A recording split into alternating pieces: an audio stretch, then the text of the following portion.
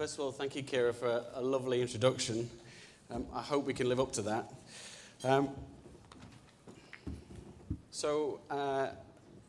First of all, I suppose thank you to the Creative City Network for inviting us to be here and to give a keynote. It's been a really lovely couple of days, and we too have learned a great deal about public art and about creativity in Canada.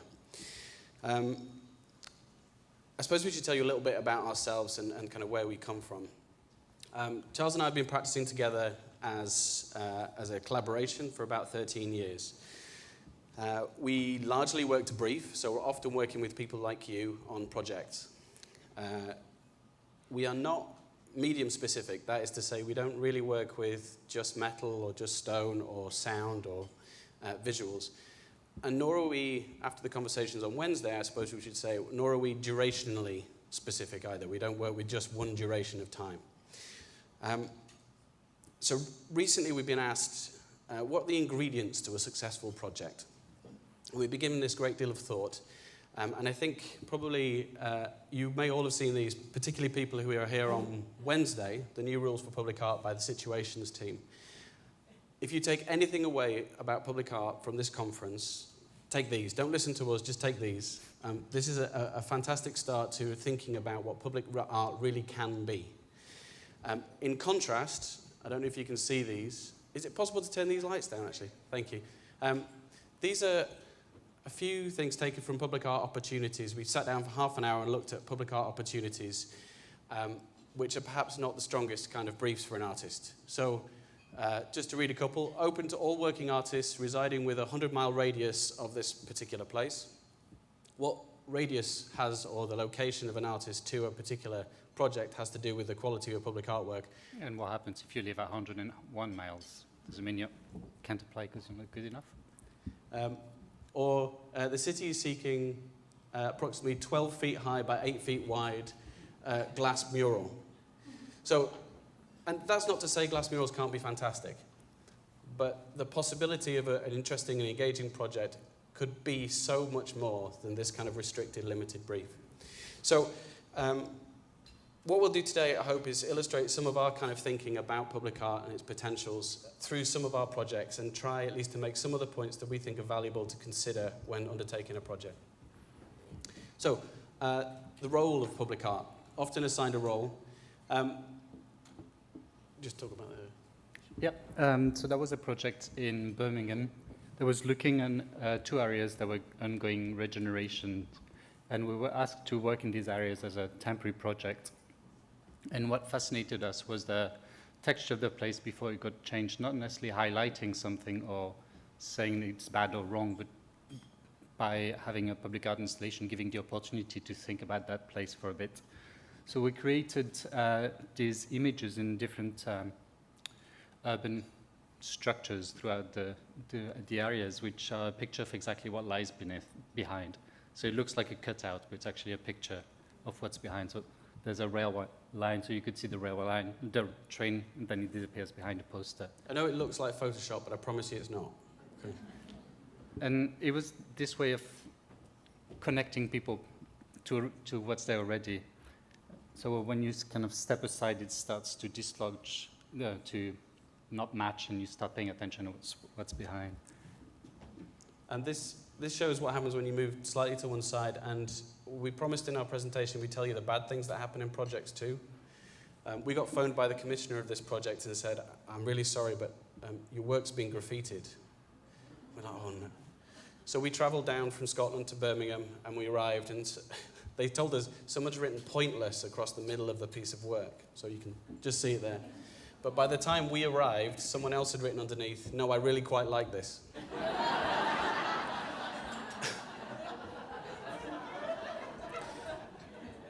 And so we also used other methods and other sort of signage systems, existing signs, and it was about the work itself engaging with the public. And I think what's important to remember is that public art, one of the roles of public art that's perhaps different to design or architecture or even placemaking necessarily, is that art should question. It's not about solving problems, but it in itself should ask questions.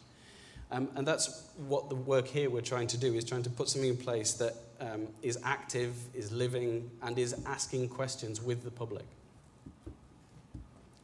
So to look at site-specific contextual projects, these terms are often drastically overused, and probably not even just overused, but misused, I guess. Site-specific and contextual doesn't mean just putting something outside.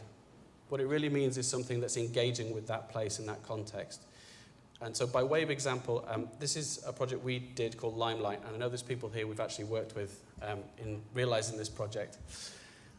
And that might be kind of a different version of what we mean by site-specific. It's not necessarily always the same way. This project was a temporary project, again, looking at what light is in urban environment for an art festival, a light festival.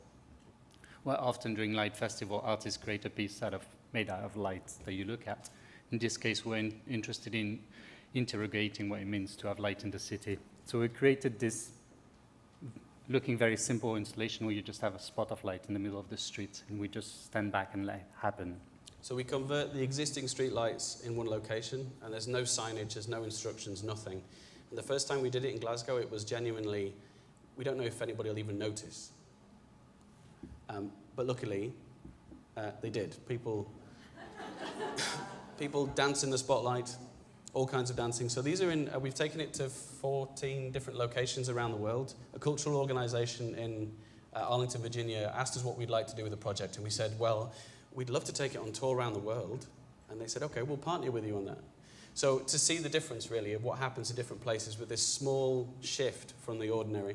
So similarities. That was quite amazing. That couple on the left is in Manchester, and the right is Frankfurt in Germany. It could be exactly the same couple, and they're dancing the same dance. It was quite amazing that you have those similarities throughout places. So you get strange dancing, Kansas City, Gaborone in Botswana, Frankfurt. Dancing is a huge part together. These two girls saw the spotlight, went home, got changed, came back in their ballet outfits. Separately, they didn't know each other. Kissing is a huge part in the spotlight. Everywhere, London, Frankfurt. One gentleman asked his girlfriend to marry him in the spotlight. This was in Newcastle. And she said yes. And he looked like he regretted it straight away afterwards. This is the man pose. This is men everywhere, all around the world. This is what men do. This is what women do. So our anthropological public artwork, that's what we discovered. Children love it. They have to be dragged out the spotlight, as you can imagine. And it's only there for 2 nights. And there's, as I said, there's no signage. And we try and find a place which isn't in front of a store.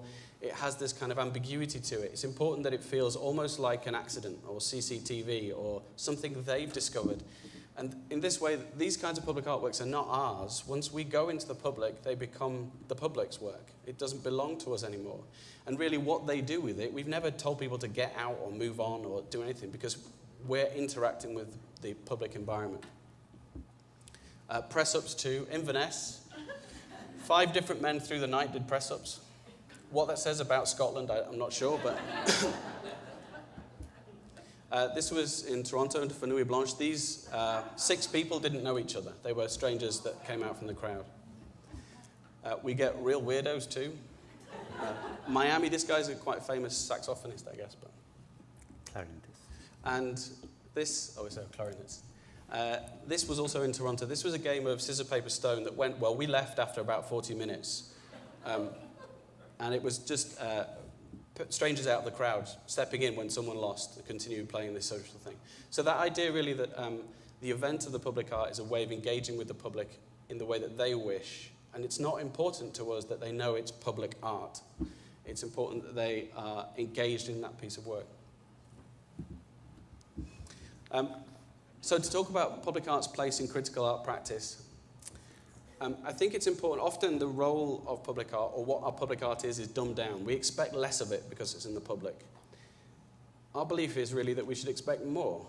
It should stand up as art, and it should stand up as a work in public. And that brings more complications and more questions to a project.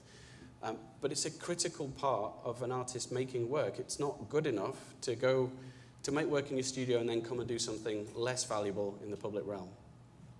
So this is a project, actually, Alejandro's here today, and we did with the, I forgot the name. Placemaker program, which was fantastic. We'd been introduced to the public art collection in Saskatoon, and we're really fascinated by the works and their duration and the number of artists that were there. And we wanted to do something which invited people to think about their public art collection as it was, to kind of reevaluate or to understand their own relationship with it. So we proposed that we would veil the public art collection, which is very easy when you do drawings like this, but then in reality.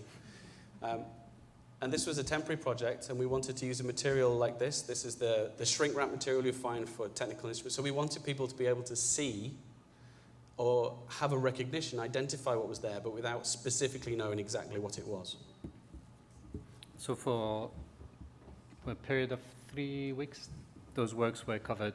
So we did 12 pieces within the city center, which looks quite simple, but it was a bit complicated. So you have this kind of strange sculpture that suddenly are exactly what they were before, but they have this different shape.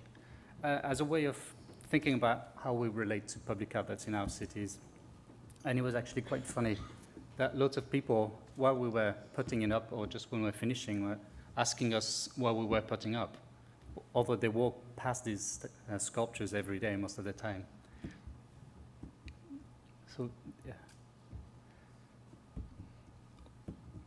And some of them make really quite crazy, beautiful shapes of their own, but it wasn't about us making new sculptures. It was really about this relationship and this covering and veiling. Yeah, and questioning of the place of public art. This was apparently one of the most popular public art sculptures in Saskatoon. This is the Saskatoon Cougar, and we did get some public interaction. We promised warts and all, right? It's quite important, because if we do a piece in the public space, it's not yours anymore. It becomes part of the public space. So you can't be too precious about it. It's not like it's in a museum and it has to be protected by glass. There's we also gave a talk at the art school prior to do the installation, because we were looking for assistance. I think a direct result of that was this that happened a week before we took down the project, and this was the evidence. This is art school gouache, you know, there's no question. But for us, this was, I mean, not the intention, but it was part of the result of making work in the public realm. And this was the following collection. And so that interaction, the conversations we certainly had, but also the conversations people had between each other. There was one parking attendant chap that came past, and he said, "Oh, you're putting a piece of public art there?" Am I the first one to see it when we took it off? And it's been there for 12 years. Okay, so this is a personal bugbear of mine that I've been really struggling with, particularly if you sit down for dinner with somebody and they say, "Oh, well, is that a good piece of public art or is that a bad piece of public art?" And you're like, well, it's such a difficult question. Or you express an opinion and people say, "Well, it's just because you like that." And I think there is a distinct difference between liking something and disliking something, which is a personal judgment, and something being assessed on whether it's a good or bad piece of public work. Does it relate to its context? Does it engage with the public? Does it want to have a dialogue with the situation in which it's in?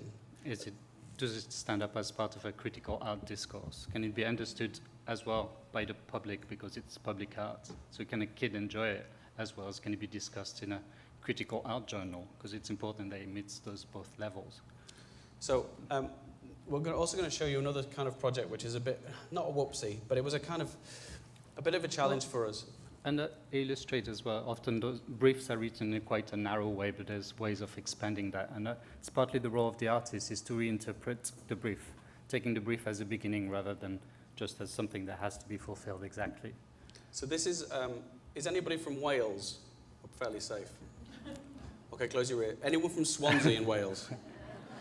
Okay, so Swansea in Wales is a former industrial town. It's relatively small, it's quite near Cardiff, and it's kind of built on a hillside like this. And like a lot of industrial places, it's had a hard time. They built a new national waterfront museum in Cardiff, and it sticks out like a sore thumb. It's It's a fabulous building and it's a great piece of architecture, but it's really obviously new and apparent. And if you're going there, you know you're going there. I mean, it's really quite clear. They were commissioning artists to decorate or intervene in this pathway between the museum and the parking lot. And the reason they wanted it there was because they couldn't afford to knock down the old swimming pool in the middle because it was full of asbestos. So instead of doing that, they thought, right, we'll put some art there. They'll distract people and they won't think about that building. And normally we would turn a commission like this down, but we'd been invited to submit and we were like, oh. So we went and looked at it and we thought, well, let's have some fun at least with the kind of intention of these kind of projects and make a sort of comment. So we proposed to them that we would create a "You Are Here" arrow that you might find on a map, that would be an inflatable that would bob in the air above their new museum. And we thought they'd tell us to get stuffed, but they went ahead and commissioned it and used it to launch the building at its grand opening. We had to go through, the people that made Richard Branson's hot air balloon that didn't go around the world, those people made this balloon. It had to go through wind tunnel tests. We had to get airport authority to fly it. We had to train staff in how to operate a balloon. So it was really much more complicated than the tongue-in-cheek gesture we were first intending. So on Wednesday we had the roundtable discussions, which were largely around temporal work and permanent work. And I think through that conversation, things for me certainly became clear about, is there really a need to separate those things, certainly in terms of the artwork? Are we really just talking about commissioning to situations rather than necessarily defining the duration of a piece of work? Is that possible? You know, can we do that sort of thing? So to do that, we thought we'd talk about one of our permanent pieces of work and how we try to take the same sensitivities and apply them in a permanent setting. Because permanent settings, temporary works allow you to be immediate, to comment, to react, to be in that moment. Permanent works give you a different opportunity. And it doesn't mean that it has to be a compromise. It doesn't need to be a lower quality of piece of work. It just has other components to take into account. So, for example, that project that was in Glasgow, in quite an interesting area of Glasgow, which is the Gorbals. So I don't know if any of you know about it. It's very famous because it was a very rough area at the turn of the century, 19th, 20th century, where it was very rough.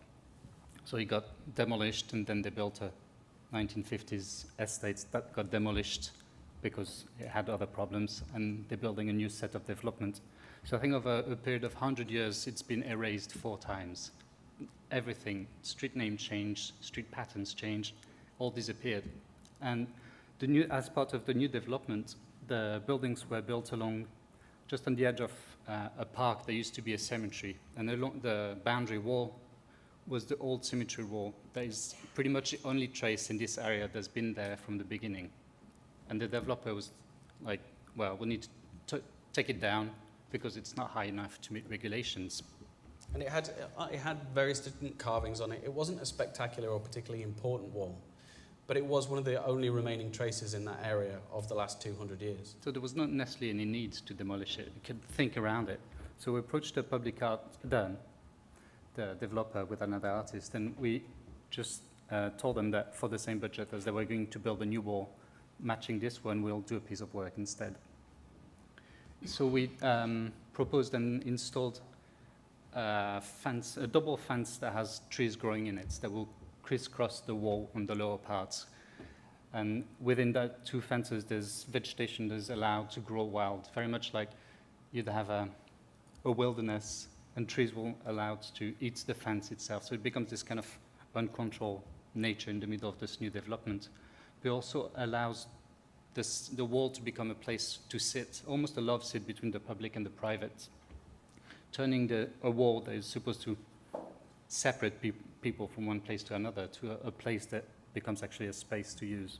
One of the things about it was, it's good of the planners from Glasgow aren't here, but they wanted a permanent barrier limitation between the 2 spaces. What was really fascinating for us is we need to crisscross over the top, so we have this gap underneath. And they were worried about people, breaking into a house and stealing a TV set and running over the wall. But what happened, because we have this gap, is that children could use it as a cut-through between the two spaces. They would climb underneath, and they even made tree houses and dens inside this cultivated wilderness in an area that really doesn't have any of the old wilderness still left. Community, and I take a deep breath when we tackle community. For us, I think it's important to question what we mean when we talk about community. It's all too easy to package up and to sort of decide and define what one area is, or these people are this, or there's certain agendas that go with categorizing people into a certain community, even if it's one particular neighborhood. And I think when we think about what a community is and how we want to interact with a community, I think we need to dispel some of those agendas and the idea that art in particular can fix some of those social ills, that we assign a role to art to go in and work in that space. It does a disservice to art, and it does a disservice often to that community, because artists aren't necessarily the best people to be working with those. It's not that they can't, but if an artist is going to work with a community, it needs time, a significant period of time to form relationships and to work through a project with those people. So, for example, that project in the Priorat region of Spain, northeast Spain, where we were given that it's a rather large rural region with a number of villages that are quite separate. And we were fascinated by the ideas of stories and how stories that can appear insignificant start together to build an image of a place. So for a period of about a year, we worked with the arts organization of the region and talked to a number of people gathering those stories, which was quite interesting because they speak Catalan, I speak French, and then I had to translate in English to Tristan. That made for interesting translations. But so for that year, we worked with these organizations gathering those apparently insignificant stories and working also with school groups and different organizations. How many people do you? I think it was about 10% of the population in the region took part in the project. So it was stories like the idea that those fiestas, often it came back that fiestas are really important in this region. It's a very Catholic region, but also a very hardworking, quite harsh place to be. But fiestas came back often as this really important event. Every month, pretty much, there's fiestas in different villages. And a lot of people, younger people, told us it's great because it gives us occasion to go to the next village and see the girls or see the boys. So or the one in the middle, which is the pile of husk behind a wine cooperative, which kids love to play in it because it's soft and warm, and parents hate it because it ruins their clothes. The church bell, where, again, it's the church gives a rhythm for the day. It rings every 15 minutes or half an hour. So it has this very constant rhythm of the day, and you know when you start work, when you finish work, etc. And then one village, the bell broke, and this guy told us they completely changed the whole day. The whole rhythm changed completely. So again, they don't seem to be very important, but when you start putting together, you get a really, I think geographers call it microgeographies, a really precise image of a place. There isn't the historical facts or the important things that you find in a guidebook, but they're much more characterful in a way. So over a period of the year, we were working with the people of the place. And one of the things that's strongest about the place is a very high quality wine is grown in this region, but with very low yield. And that there are a number of producers, but really very limited amount of wine is produced here, but they're very proud of it. And so working with the wine cooperatives, we took these small stories and we placed them on the back of the bottles.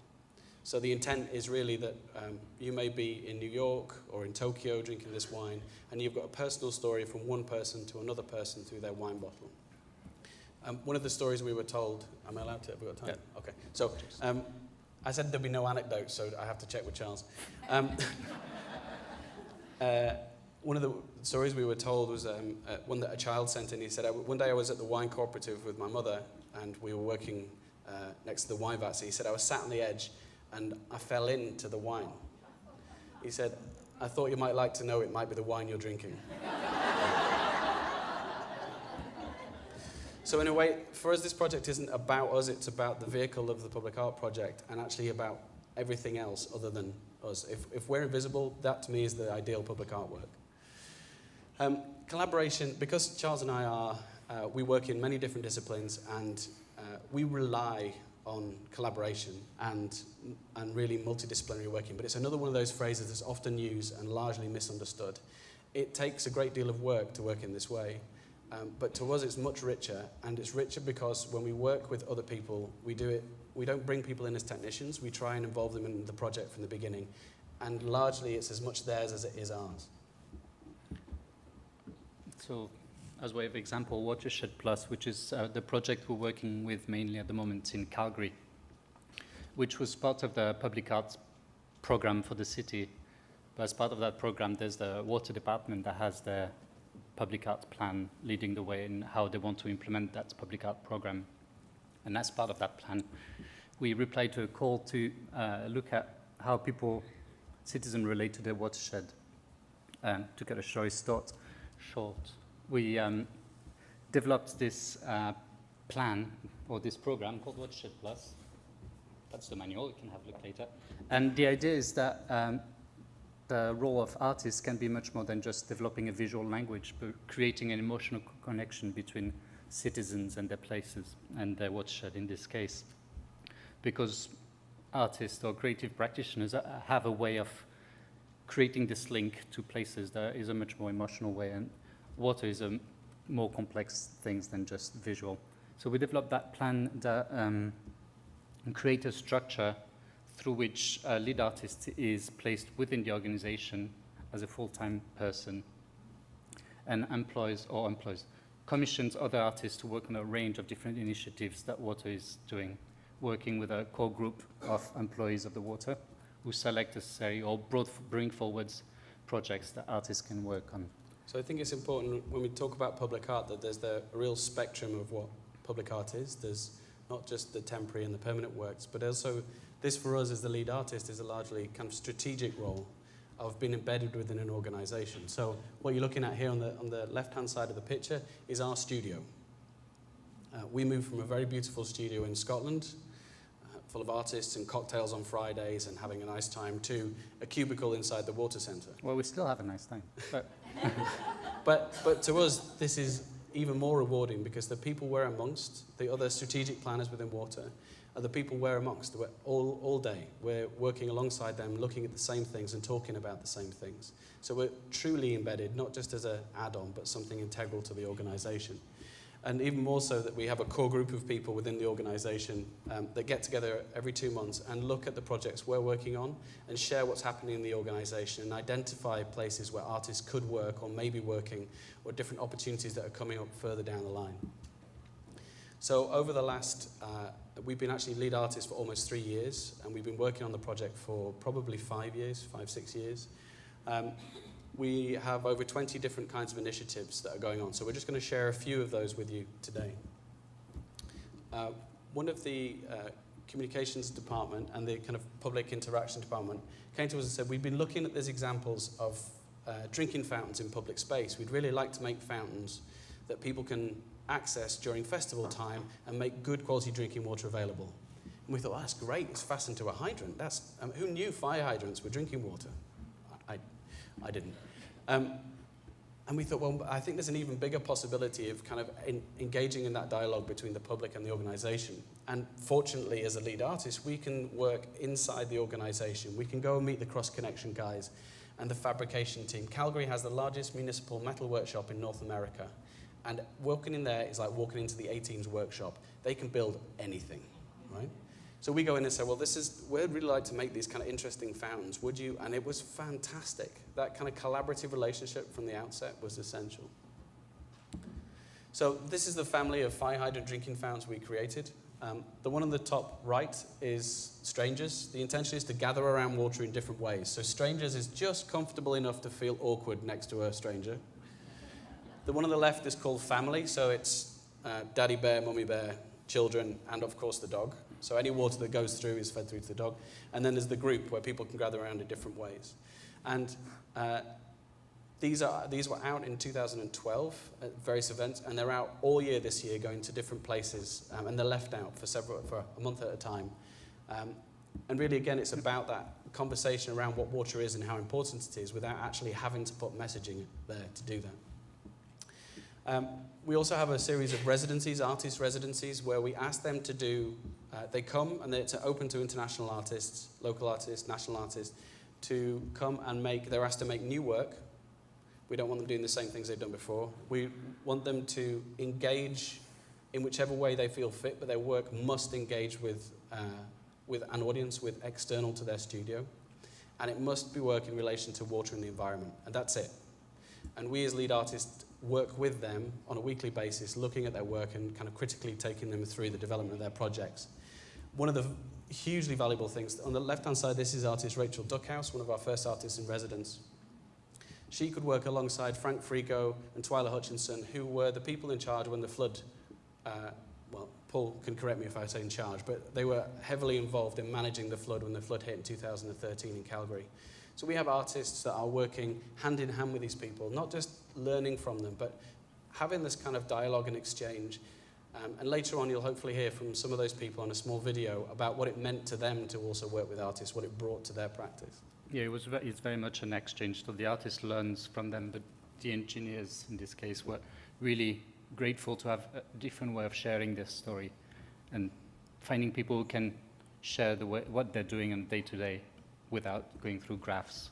Well, actually, that was some of the material that Rachel was working with. That's a cross-section of the river view through an engineering mind. She was particularly interested in the flow dynamics of rivers, something that wasn't mapped at the time in any great detail. So taking that data and working with people who really understand the way water flows through rivers. And these drawings that you'll see on the left-hand side and the accompanying sound piece, the drawings are 6 foot long, and they show the flow dynamics moving through that river. A project that's just about to come to a completion is a project with glass artists. They were really fascinated by the microbiology that exists in both the drinking water and the sanitary system. So all the behind-the-scenes things that keeps our drinking water and sanitary systems safe, they were fascinated by that. And we thought, well, how about we actually get you to work alongside the laboratories, in the laboratories with the staff? So this is digital models of the things they're currently making. And what you see here is the microbiology that exists within drinking water and sanitary systems. On the top is Cryptosporidium, top left. The bottom one is Stoxiliate. And the top one on the right, believe it or not, really exists. Well, I know it as a water bear. It has a proper name, but let's call it a water bear. So these will be works in glass made that are then exhibited and shown around as part of a kind of touring exhibition. And we talked yesterday about the Forest Lawn Lift Station. This is one of our projects. So as lead artists, we undertake pilot projects of how it is to work in those different situations. So a lift station it's a building that covers a system of pipes. And in the sanitary system, when a sanitary line runs downhill, it gets to a certain point where it can't go any further. So it has to be pumped up to the top of the hill so it can continue its journey to the treatment plant. Those buildings are hidden, largely sort of camouflaged, and there's over 200 lift stations through the city in Calgary. Yeah. So it's an example of how artists within that Watershed Plus program can work on permanent project as well. So we set up as part of the program the fact that an artist, in this case the lead artist for the pilot period, would work with the consultant. So it wasn't the consultant's brief that it will have to work with an artist, so they had to take into account that there'll be slightly more time because it's more complicated than just adding something at the end, but it's much more integrated and rewarding for both people. So we worked with the consultants from day one, and it was fascinating to have this discussion. Not necessarily, we're not going to design the engineering, that's their job. And that we don't do this bit. Artists aren't good at engineering. And they shouldn't. But through one of the conversations we had in the design sessions, the engineers came and said, well, you can understand a city in the way it's what's happening above ground by looking at its sanitary system underground. So if there's the Grey Cup or a concert happening, or if it's Thanksgiving, by looking at the sanitary flow underground, you can know what's happening above ground. And so for an artist, this is like, oh, wow, that's amazing.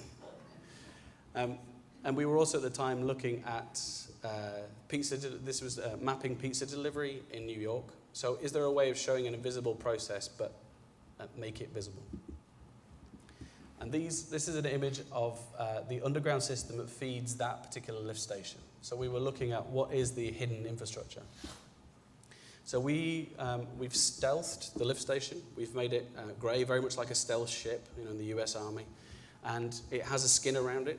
And behind that skin, it's a skin of perforated hole. Behind that is an exact map system of what is underground, what runs to that building. And that lighting system is connected to the computer inside the building, the one that's sending messages back to HQ. So the map on the outside changes in accordance with the flow and the things that are happening underground. And it's only projects like this require not just visionary leaders and a visionary organization that accepts that artists bring something other to the discussion, but also project management on a kind of skill level that I've certainly never had the good fortune to work with before, that understanding and belief in the creative process and the willingness to take risks throughout, educated risk minds, but the willingness to trust an artist to be meaningful in that situation. So now I'd just like to show you a short video, it's just 5 minutes long, from some of the people within Utilities Environment Protection who've worked on the UEP public art projects. So in their own words, they can say what it means to them or what their experience that they've had.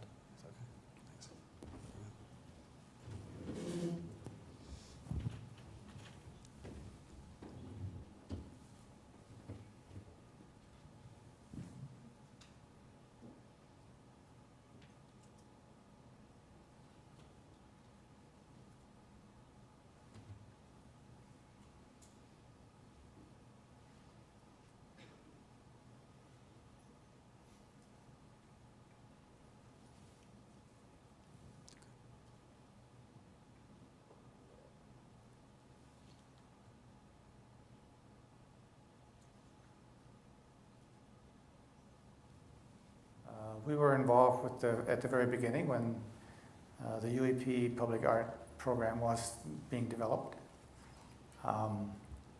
It was quite a new concept at the time. Council had just approved the concept of putting aside the 1% for public art. And the challenge was really what to do with that money. When the policy came out in 2004, there were a couple of things. Is that our business had a large capital budget, so that I could see right away it was going to start to generate a large amount of money that would be dedicated to public art. And then coupled with that, I started to get calls from some community associations and saying, oh, we've got a project you should look at. And I just didn't feel that was the right way to spend public money, so I started to reach out to the recreation department where the public art program was. And we need to put a plan in place so that we know how much money we can define how much money our projects are going to generate, and then we'd have a plan on what kind of art pieces we're going to get involved with. And the other part to it that I thought would be interesting is that we have such a large group of people that are involved in community outreach and public education. We're trying to set ourselves up. We care for the watershed, we care for our water resources, and I thought, well, what a great opportunity that we could leverage the public art program and get artists speaking to the same things that are of value to us. You know, traditionally when we do engineering type projects, it's kind of in the background, get it done, get it out of the way and be as discreet as possible, whereas approaching it in terms of integration of public art, it really puts a spotlight on it, and in a very positive way.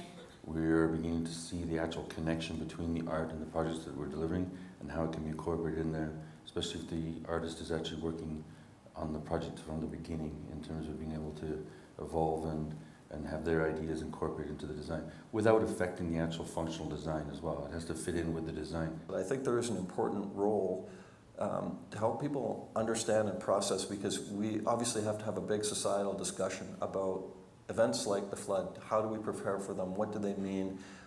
There's a whole host of social and economic questions that we need to answer together.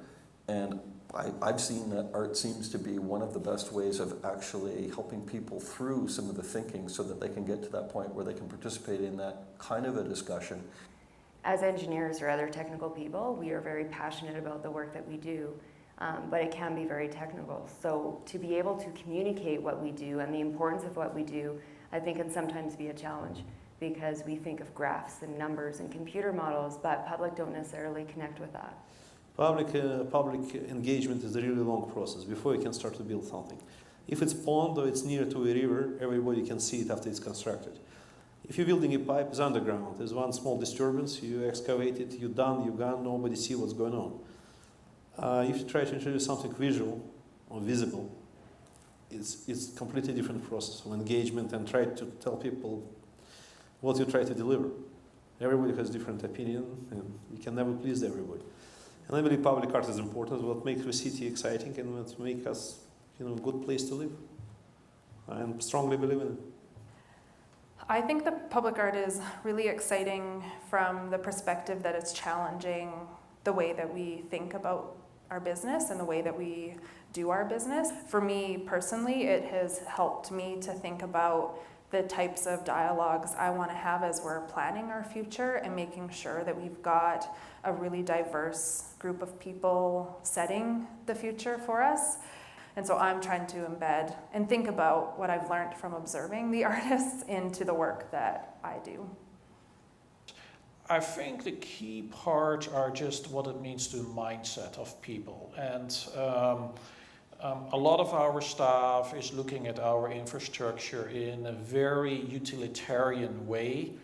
And I think what it has taught us is to look into more dimensions, as well as what is a deeper message that can be conveyed through this, and actually some of the beauty that is associated with what we're doing. The cities you go to around the world, you go because they have features you want to see, you want to be part of, you want to experience.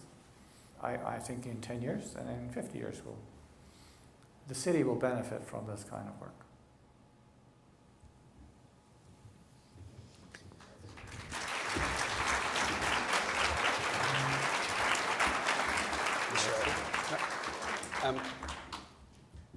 So I always get a bit teary when I see that, because we don't tend to ask them very often what they actually think about what they're working on. But you see the remarkable people we're fortunate to work with. I think that's us. Yeah, I think that's us. I think that's at the end, and I think we maybe have 2 minutes for questions. So we run slightly over.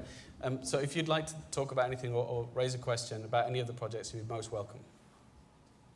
Does anyone have any questions that they want to ask?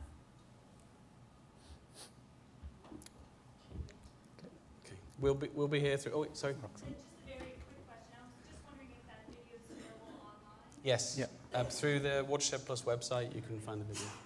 There's also another accompanying video just about the lift station with various other people, and you can see that one. That will be coming out this week. It's very new. And Paul is here, who's the manager of water. He basically is the person who was one of the person who puts the Watershed Plus, the UP Public Art Plan forward, so you'll have a very interesting knowledge about it if you're interested. Yeah. Hi. So you said you've been embedded in the organization now for 5 years? We undertook an initial commission, which was developing this program, and that took just over a year and a half, and then there was a year's gap between sort of setting it up, and then we've actually been in place for 3 years, almost 3 years as the lead artist. So we work there. It's supposed to be part-time, but we work sort of time and a half. Because there's so many great opportunities, and it's very difficult to say no when someone says, could you do something with a drinking fountain? It's too great an opportunity to turn down. Hi, my name is Joanne Lang. I'm from the town of Richmond Hill. I'm very interested in your practice. In addition to the fact that we tend to look at public art maybe in a very traditional way, in the way we actually prepare RFP to get artists as well, it's going to be a very interesting process then, because to define or to even identify maybe what we are trying to look for without any kind of particular outcome, it's very difficult to describe. Can you give me a sense of generally what kind of brief you actually see providing that kind of framework for people to answer to call?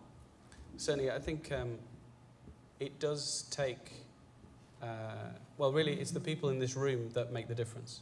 And it's certainly on our project, Heather Aitken, who's our project coordinator for the Public Art Programme, working with UEP, is how it's all possible.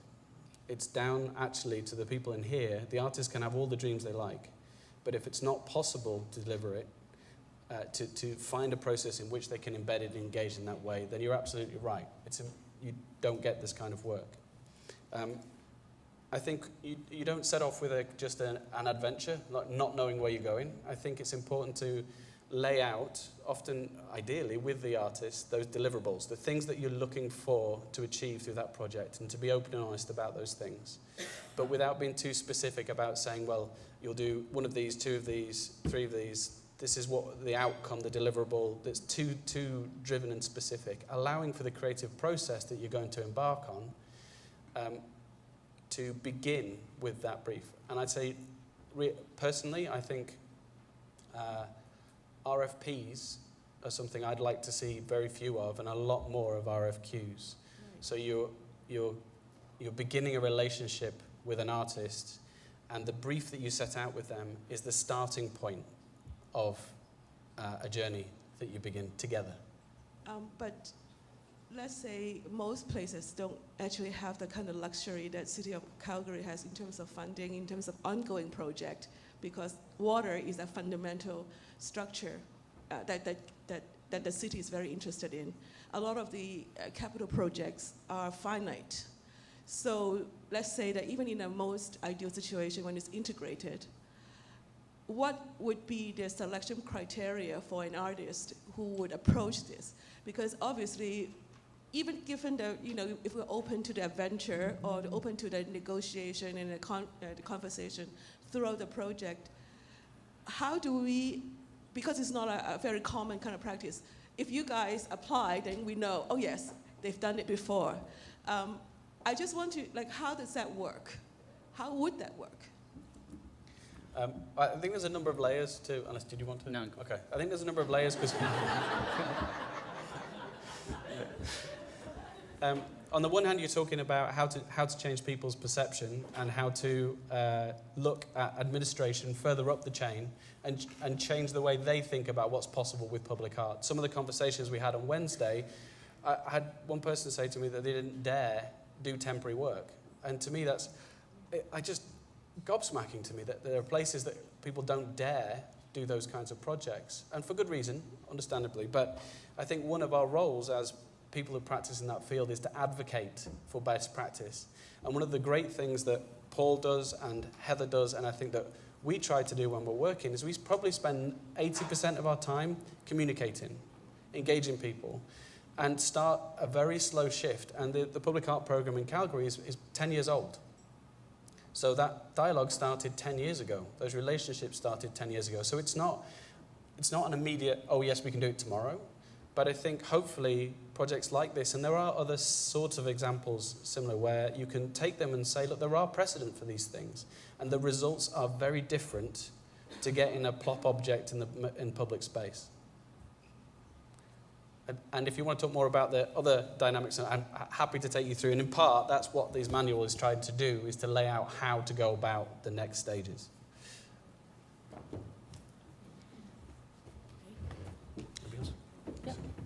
Well, I just hope you will join me in thanking them very much for sharing your practice with us.